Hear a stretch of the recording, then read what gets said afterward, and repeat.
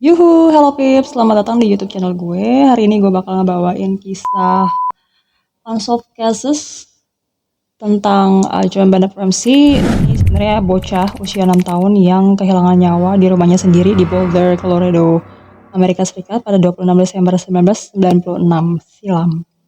Nah, buat kalian yang baru di channel gue, salam kenal. Oke, kita langsung aja ke kasusnya si John Bennett Ramsey ini, oke?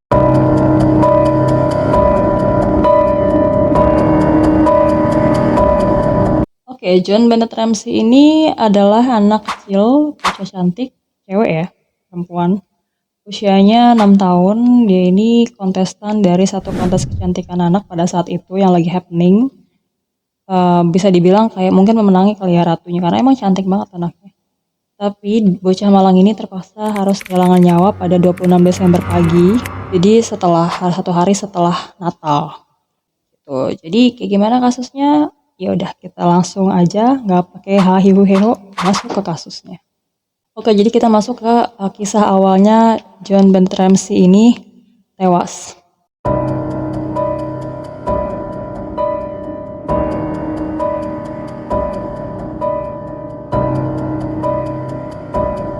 Patsy dan si John ini adalah orang tua dari John Bennett ya.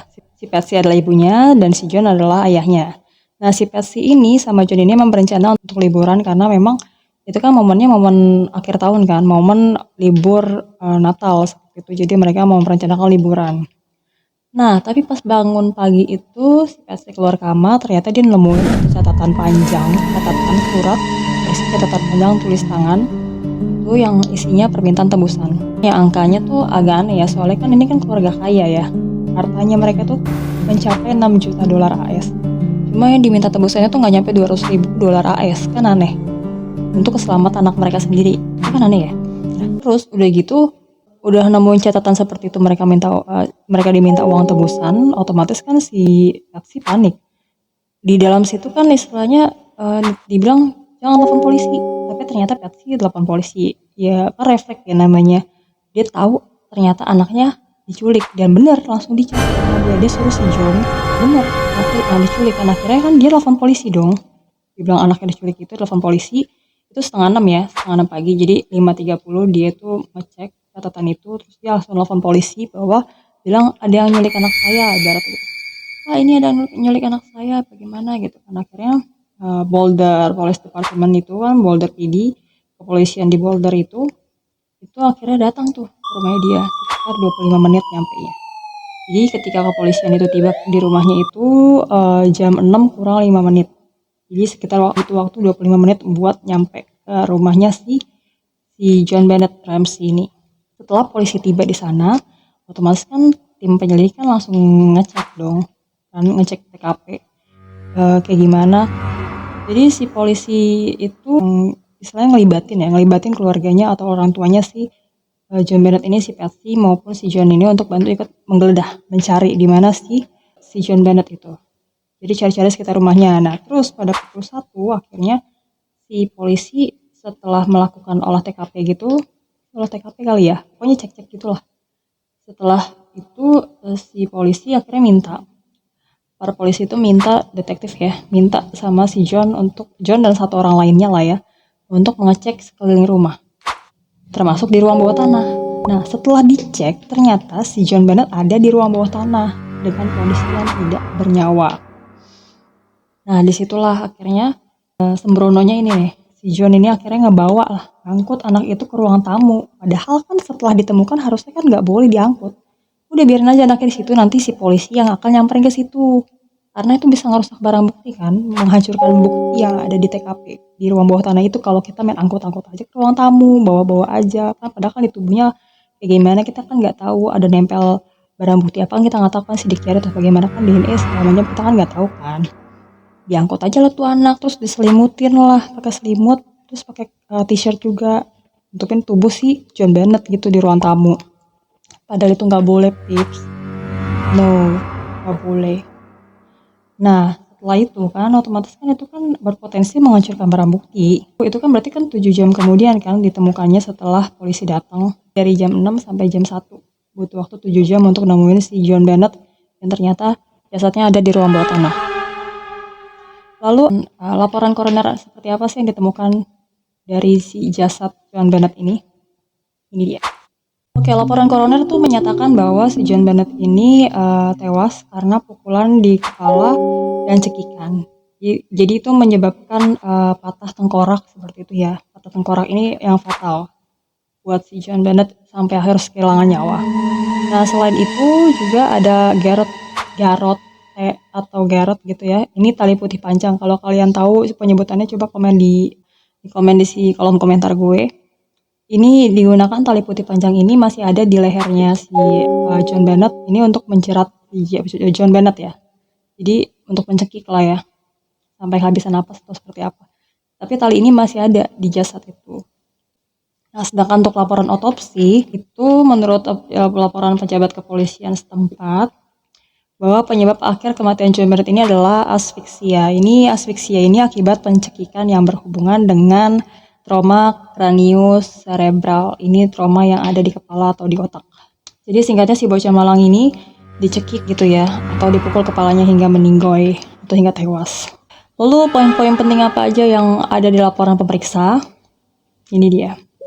Jadi sama seperti halnya kasus penghilangan nyawa lainnya sebenarnya kan temuan langsung dari penegak hukum itu kan sangat penting ya buat kelancaran dari kasus ini. Namun ternyata pada poin-poin ini kan kita lihat tadi sebenarnya ada yang sembrono kan. Si John, bapaknya si John Bennett ini main angkut-angkut aja anaknya dari ruang-ruang bawah tanah. Padahal itu kan dia bukan tim forensik ataupun tim penyelidik kan, main angkut aja tuh anak sampai ke ruang tamu. Padahal kan itu kan bisa aja menghancurkan barang bukti yang ada di sana kan, mengaburkan ibaratnya gitu. Nah, sebenarnya nggak boleh. Itu yang poin pentingnya di sini tuh ya, itu sembrono lah. Lanjut ke John Bennett lagi nih, Pips. Di tubuhnya itu juga ditemuin beberapa luka ringan gitu lah ya.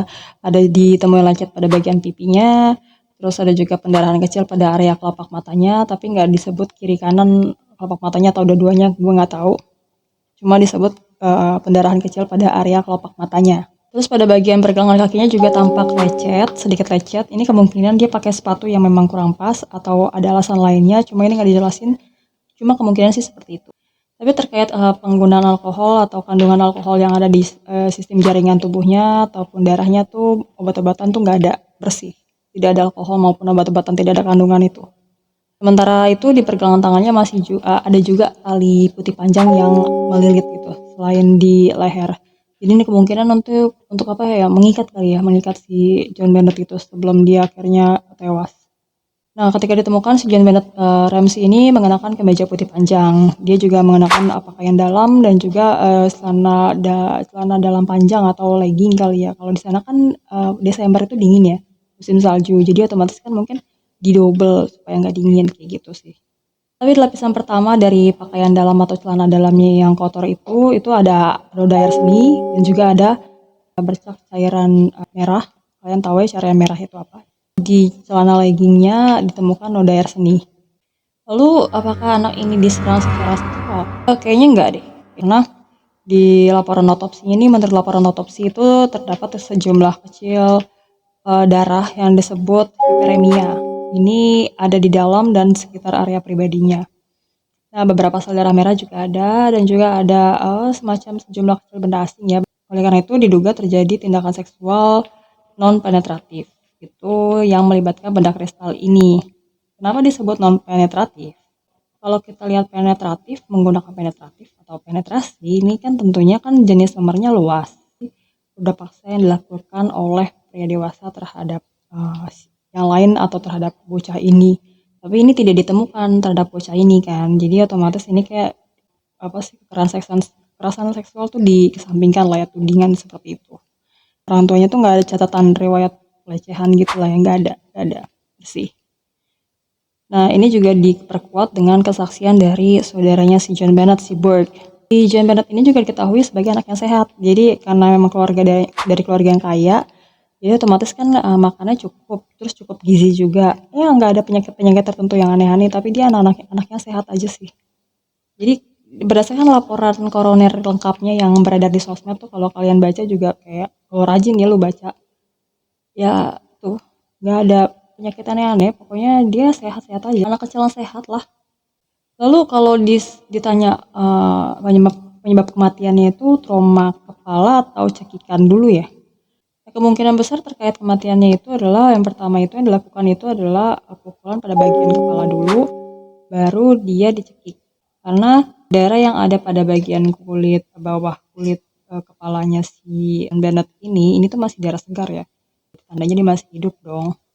Pada saat dipukul kepalanya itu dia masih hidup. Jadi kayak dia dipukul dulu baru dicekik. Jadi dia dipukul kan keluar darah kan, memar peradangan kan, keluar peradangan, muncul peradangan, keluar darah segar gitu. Tandanya dia masih hidup. Terkait catatan tebusan tuh aneh ya. Nih jadi catatan tebusannya tuh yang diminta tuh nominalnya cuma 118.000 dolar AS, sedangkan harta yang dimiliki oleh keluarga John Ramsey itu 6 juta dolar AS. Itu kan aneh.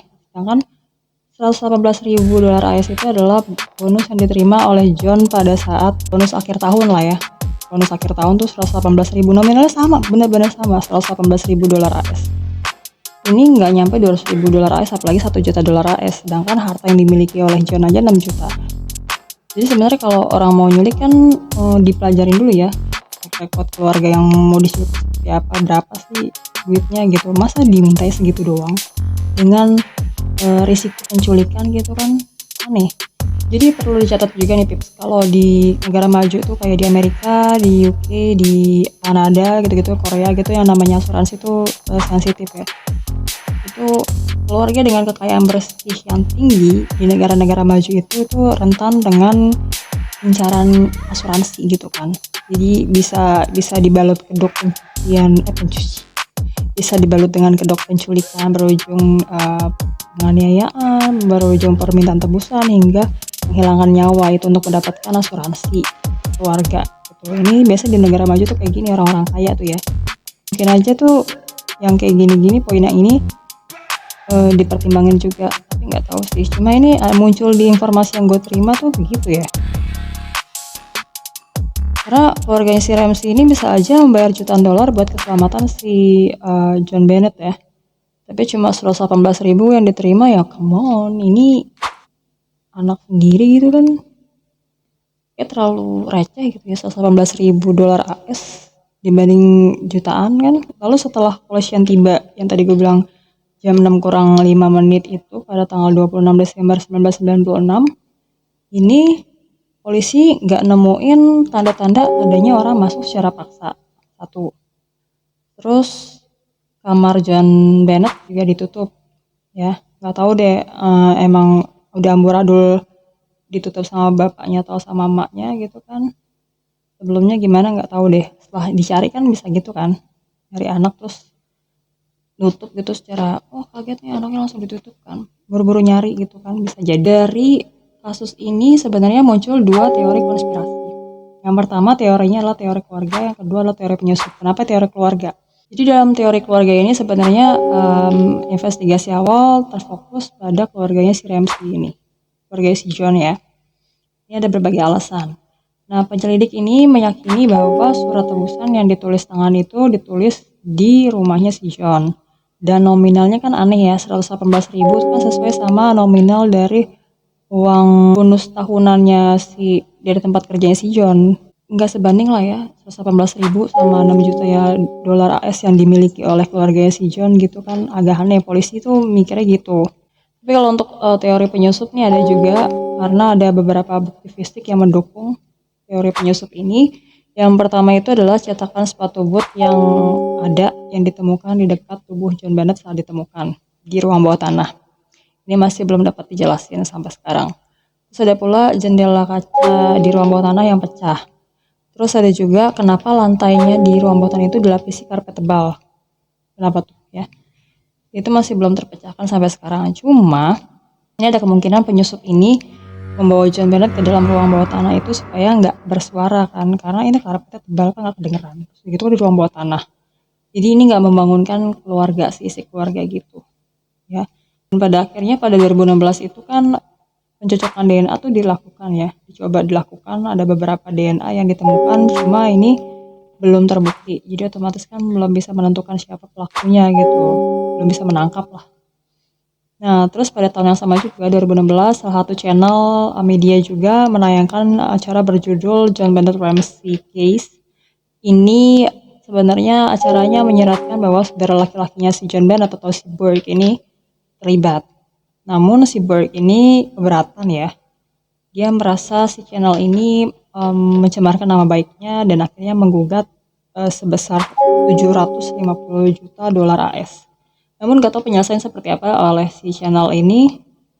Nggak dikasih tahu juga jumlah yang dikasih tuh buat ganti rugi itu tuh berapa setelah dugaan pencemaran nama baik itu ya. Oke, itu tadi kisah kematian John Bennett yang masih misterius, John Bennett Ramsey. Gimana Pips menurut kalian? Kalau kalian nggak setuju dengan pendapat gue, dengan apa yang gue sampaikan tadi, mungkin kalian bisa komen di kolom komentar yang ada di sini. Ini belum ketemu ya siapa pelakunya. Ya, kalian bisa menduga-duga siapa yang melakukannya.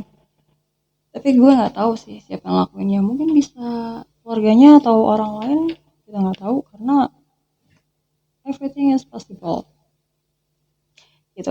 Oke, terima kasih udah menonton video mystery atau mystery story gue perdana John Bennett Ramsey.